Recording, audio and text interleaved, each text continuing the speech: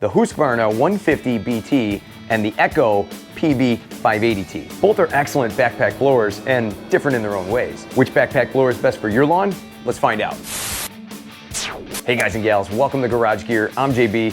Just so we're clear here, this video is not sponsored. I purchased this HUSQVARNA 150BT backpack leaf blower with my own money, and the PB-580T was purchased by my brother-in-law, and he was kind enough to let me use it. We have lots of categories to compare these two blowers on, so whoever gets the most red checks wins. First up, which two-stroke engine cranks harder? The HUSQVARNA 150BT, 51 cc's. The Echo PB-580T, 58.2 cc's. Right off the bat, Echo jumps out into the lead with a more powerful engine. And to help give this video a jump with the YouTube algorithm, would you mind hitting that like button? Thank you very much. Next up, CFM. The most important number in my book.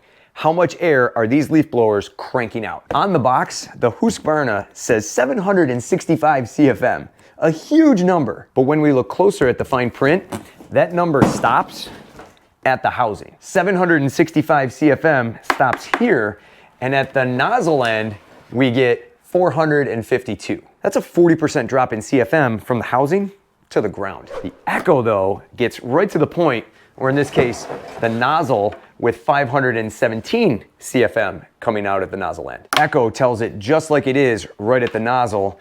Don't let that HUSQVARNA box fool you. Echo gets another point for higher CFM at the nozzle. Wind speed at the nozzle. The HUSQVARNA, 270 mile/hour winds out that pipe. And by the way, you can find all these numbers on each brand's respective websites. The Echo, 216 miles/hour. HUSQVARNA gets a big point here. Those are some strong winds coming out of those pipes. Blowing force. Which one blows harder? Giggity. The HUSQVARNA, 22 newtons.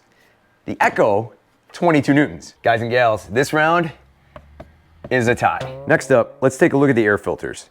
On the HUSQVARNA, we have a dual stage air filter. It comes with a foam pre-cleaner and then a standard air filter inside. Now the Echo has a pleated single stage air filter. And I'll have these air filters as well as the HUSQVARNAs linked down below in the description. HUSQVARNA keeping it clean here with better air filtration. Point for HUSQVARNA. Next up, fuel capacity. How much fuel can they hold?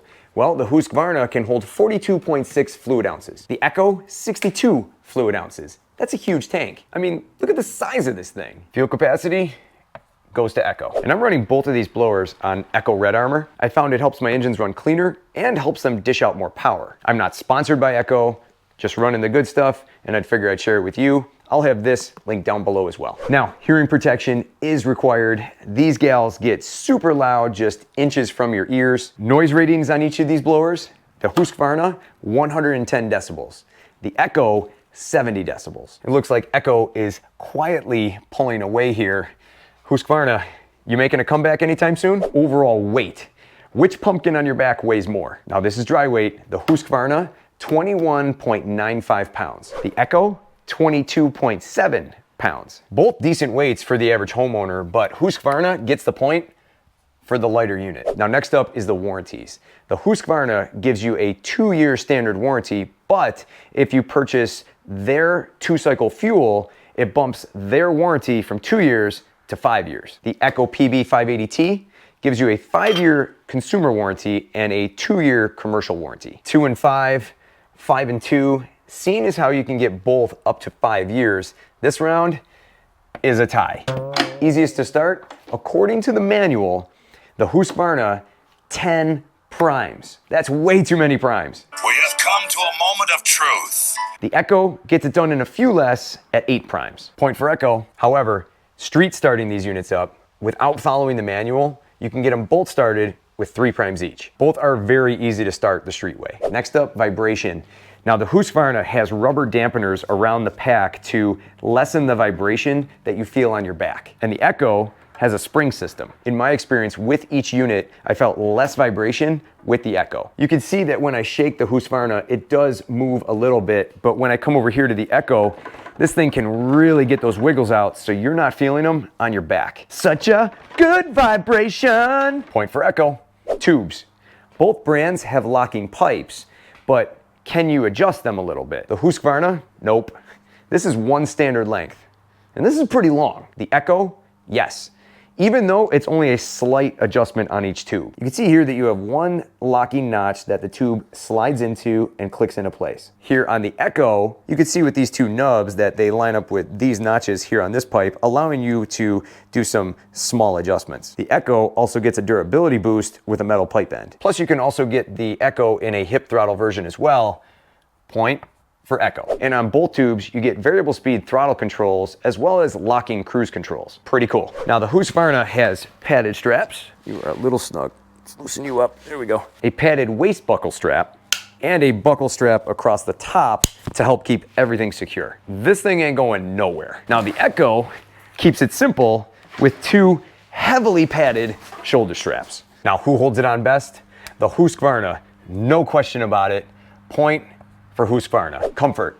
Aside from the straps, which feels more comfortable on your back? The HUSQVARNA here has some heavy duty padding, but after some time out in the hot sun, this gets all sweaty. The Echo keeps your back cool with a vented backrest. Pretty cool. Keeping your backside cooler on a hot day. Point for Echo. Now, prices. As of the filming of this video, who has the lower price based on each of the company's websites? The HUSQVARNA 150BT, $399.99. The Echo PB-580T, $449.99. Lowest price goes to HUSQVARNA. And that's the ball game. HUSQVARNA racking up 1, 2, 3, 4, 5 checks. There you go. And Echo racking up 1, 2, 3, 4, 5, 6, 7, 8 points. Boom. The score for this backpack blower battle is 5-8, a solid matchup and a big win for Echo. Now I'll have detailed videos of each of these leaf blowers linked below, as well as instructions from the manuals on how to start them up. Now, as mentioned earlier, both of these leaf blowers are great options. Are you going to pick the Echo with higher CFM, a higher fuel capacity, but is slightly heavier and has fewer straps? Or are you going with the HUSQVARNA with a much higher wind speed, lighter weight, and lower price, but weaker CFM and lower fuel capacity? Remember to not underbuy for your property to save yourself some time and frustration. Let me know what your pick is down below in the comments. Now, both backpack blowers get excellent reviews on each of their respective websites. Both get 4 out of 5 stars and up. And from what I hear from lawn professionals out in the field using each of them, both are excellent choices. In my experience, I would go with the Echo. They have bulletproof engines. The durability, reliability, and longevity is just there. And they come highly recommended by other small engine mechanics here on YouTube. If you have any experience, good or bad, with either of these leaf blowers, please let the Garage Gear community know down below in the comments. If you want to be part of the tribe, subscribe, and for more cool Garage Gear content, click or tap the screen right here. Thanks so much for watching, and I'll see you in the garage.